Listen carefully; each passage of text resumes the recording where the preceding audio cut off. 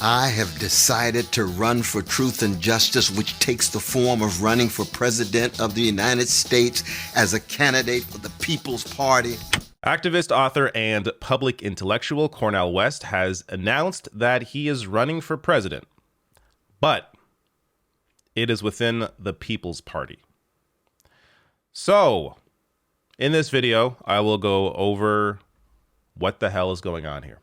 Because the People's Party, not a group you want to associate with. Cornel West, someone who I have immense respect for, and everyone does. I mean, this guy has been such a movement leader for decades. But for him to lend his name to this, it throws into question his credibility. It makes me wonder, is he aware of just how much of a joke the People's Party is? Is he in on this? Or is he being used by the People's Party to build up their own profile? I don't know the answer to that. I don't know the motivations here. What I do know is that you're not doing anything with the People's Party. All right? So I'm going to get to a lot here, including many reactions online, because I want to showcase that this isn't just, me thinking this, that this, if you have followed the People's Party at all, you are aware of just how terrible the organization is. So first here with the announcement from Cornel West, which normally in any other circumstance would be an exciting, at the very least interesting announcement here. Cornel West writing, "I am running for truth and justice as a presidential candidate for the People's Party to reintroduce America to the best of itself. Fighting to end poverty, mass incarceration, ending wars and ecological collapse, guaranteeing housing, healthcare, education, and living wage for all. Join the movement at cornelwest24.com. So his message remains the same. His video's fine. It's like 3 minutes long. I'm not going to play it here, but the message is fine. The issue is, what are you doing? Like, honestly, what are you doing with the People's Party? You have the potential here. Cornel West had the potential to maybe try and run within the Democratic Party, which I know, look, either way, you're not going to be successful. You're not going to become president. I hope that's clear, because you currently have an incumbent president. But if you were running within the Democratic Party to primary Joe Biden, at the very least, there's more credibility there because you have a real challenge, a real differentiating message compared to Joe Biden's. You have the ability to have more of a platform, actually put some of that effort into your messaging, into your campaign, as opposed to it going to the People's Party, and who knows where that money goes. And I'll get to some of that in a bit here. But this is just, or run as an independent, an actual independent, or run as a Green Party candidate, which actually have ballot access. Unlike the People's Party, they have ballot access in 3 states. Please explain to me how you're going to become president if you only have ballot access in 3 states. The People's Party has never run a candidate, has nobody in public office, local, state level, national, nothing. What is this organization? So this meme here perfectly encapsulated, I think, a lot of people's reaction. People's City Council Los Angeles tweeted out, "Cornel West is running for president for the People's Party." It's just so disappointing, considering the amount of respect that all of us have for Cornel West. To see what he is doing here, it's just very disappointing. So, as New Republic writes, while the party began in 2017 with noble roots to form a new political party independent from corporate money and influence, it has been mired in troubling allegations as well as broader organizational dysfunction. Numerous sources have corroborated sexual harassment allegations against party founder Nick Brana. Last year, former party member Paula Jean Swearingen told journalists Ian Higgins and Jordan Sheridan that she had witnessed Brana try to force himself onto former party executive director Zana Day, who confirmed the allegations herself. Numerous party board members were apparently forced out for encouraging investigations into the allegations and questioning whether Brana was still fit to lead the party. So this is just one aspect of the People's Party. I'm going to get to other aspects of it in a bit here. But in terms of this alone, I mean, there's a big video on this. A big breakdown on this from a Status Coup.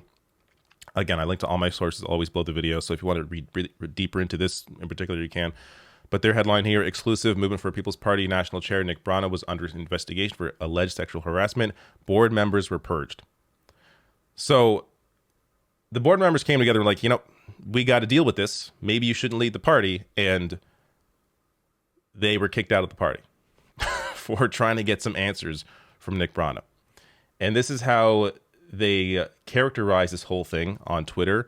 People's Party tweeting out at the time, the People's Party has blocked a liberal takeover attempt, with one of their points being that involved replacing economic populism with identity politics. What? Again, if you need to go over this whole thing, would be just a very long portion of the video, and this is all in the past now. We've discussed this. This is all out in the open. We're all aware, at least those that followed the People's Party. But if you want more on that, go read into it. This is just a cover-up to try and pretend this was nothing. They kicked people out who were trying to get some answers from the person leading the party, where there were multiple sexual harassment, abuse allegations against them by people in the party. So after the allegations were made public, the party's social media accounts attacked and smeared those questioning the party's leadership actions. Other former party volunteers and members have accused the party leadership of lacking democratic organizational processes, having opaque finances, and being generally disrespectful, manifesting sometimes in ableism and racism. And I'll get to some of that in a second here as well. I do want to mention, just quickly, lacking democratic organizational processes. The very fact that Cornel West was just made the leader without any sort of democratic process to decide. Look, even the Green Party, they have a process, a primary to say, hey, this person is going to be the leader of the party. That didn't take place here. Which, look, under any other circumstance, let's say this was a legitimate party, I would be like, yes, Cornel West, I would vote for him. But there was no vote. They were just like, all right, we're for democracy, but you know what? You're our candidate. And that's, of course, one example. The other issue here is just that no one knows where the hell their money has gone, since they have run nobody. They have no candidates. They have no one in office anywhere, locally or otherwise. So there's a good piece here from the Vanguard back from March 2021, how a movement for a party of the people has been anything but, where they talked to 6 former members of the People's Party who were all volunteers because no one's getting paid there, apparently, except for Nick Brana. And they put together a petition, some of these volunteers, to try and get some transparency within the party. So the petitioners wanted access to periodic detailed information so that people knew when they give their money, this is where the money is going. This is where my money's being spent. According to Renee, this kind of financial transparency was commonplace and considered standard at all previous nonprofits for which she had worked. The efforts of the petitioners to raise awareness about these issues were characterized by Nick Brana on a January 13th, 2021 Zoom call, a recording of which was shared with the Vanguard as, quote, an escalating attack against the People's Party and against the community. Brana then went on to say it's taken many forms, including what is clear infiltration. All of these members wanted was some transparency about where is this money going. And they were met with a claim that they are escalating an attack on the party and the community. Doesn't sound very transparent to me. They also go on to write here, Joe Sheree, a disability activist from Topeka, Kansas, told us she got booted from the organization after repeatedly suggesting that they include subtitles and American Sign Language translation as a part of their weekly live-streamed national calls. Sheree organized MPP's People with Disabilities political outreach circle, but when she tried to use her newfound position to actually push for accommodations for the disabled, such as increased accessibility, she was told such services were unaffordable and unattainable despite Sheree's many suggestions of how to sanction these services. Quote, they had no closed captioning on the calls, and they had no ASL. For an organization with disability rights on their platform, that is something that they should have been having from day one, said Sheree. So another example of how they are just a completely dysfunctional organization.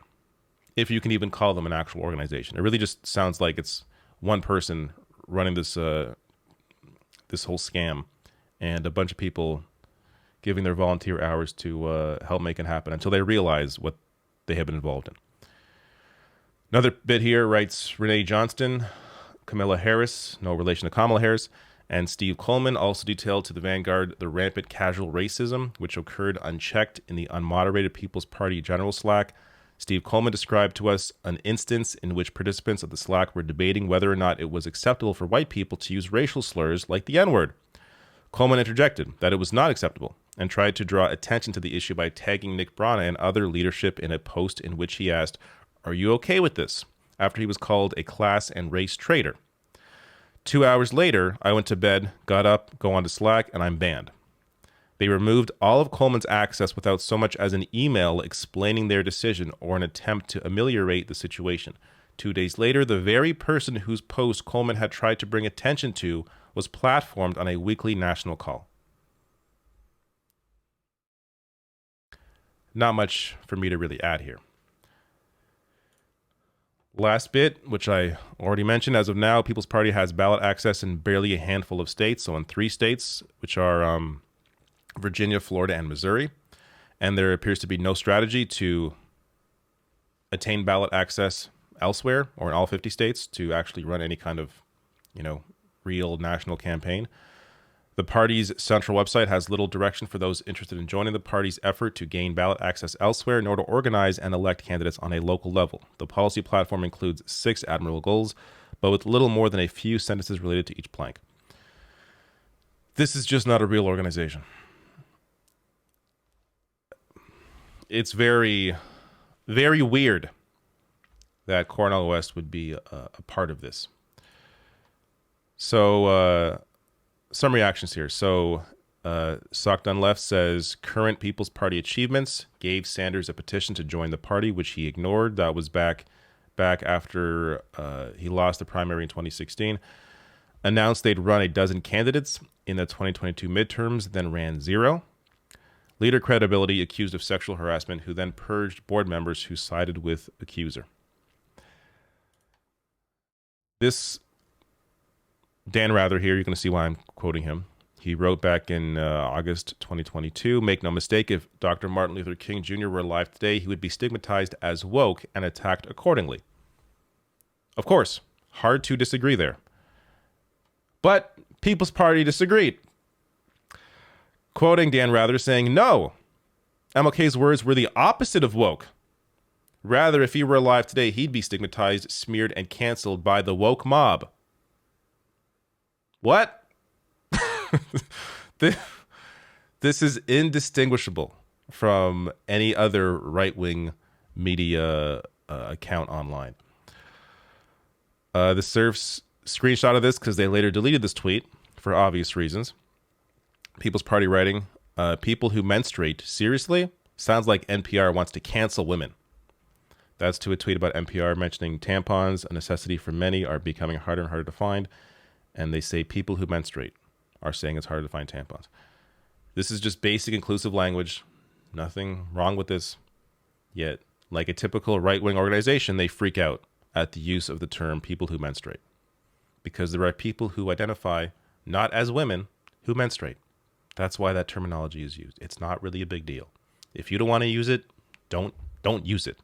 But as a public organization, as people with a platform, in the public space, it's important to use inclusive language. Nothing wrong with this. And they are freaking out. You see why they deleted that, because it kind of shows this is not this is not an organization that really cares about the rights of all.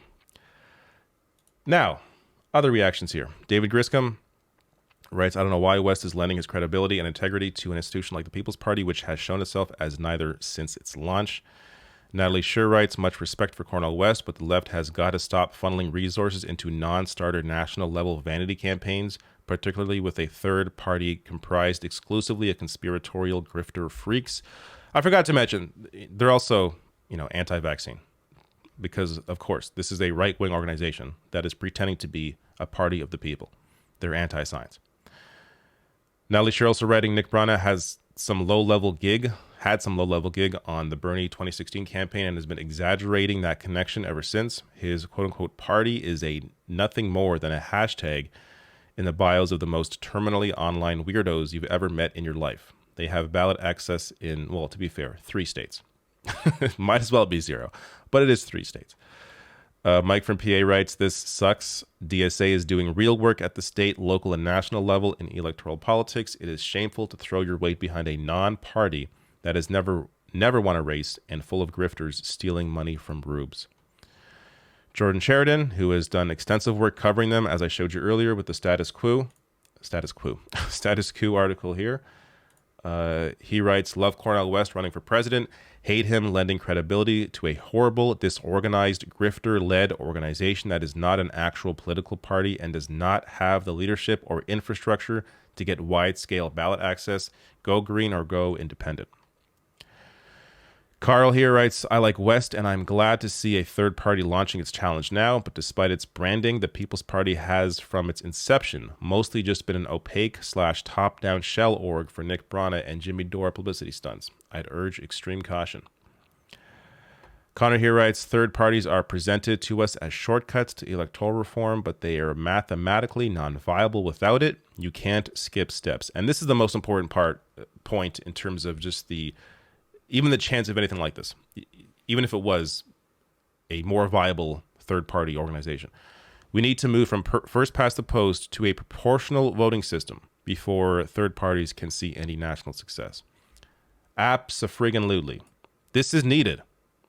Otherwise, these are all just vanity projects, which, you could argue they can still serve a purpose in terms of trying to generate excitement around a particular message.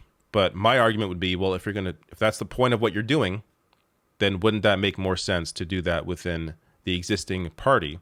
That way you can showcase just how out of touch the current leader in that party is. Which is why I think Cornel West running to primary Biden in the Democratic primary, even though he would not be successful, again, because Biden is currently the president, he's the incumbent. That's still, if you want to run a message campaign, that is the better place to do it, in my opinion. Regardless, you're not going to get much attention. I mean, you're seeing Marianne Williamson right now, who is running within the Democratic Party, getting often just ignored by the media. But she got an interview on MSNBC. She's got several interviews on cable news and other places. So, and she's kind of blowing up a bit on TikTok. So she is getting some interest here and there. But regardless, I think Williamson herself would admit that it's very unlikely she's going to become the party's nominee, but that she wants to talk about these issues on a more national scale during this race, and that's her way to do it. I just don't see, past this week, is Cornel West really going to get that much attention? Is this run going to get any attention? That's also the other part of this, is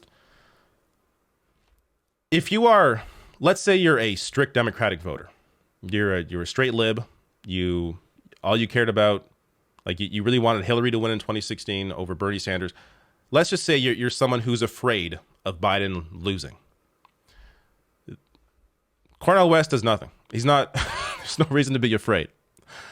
I feel like Biden should feel a little worried, and he should feel the need to speak to a more working class message and deliver on some of his promises that he made.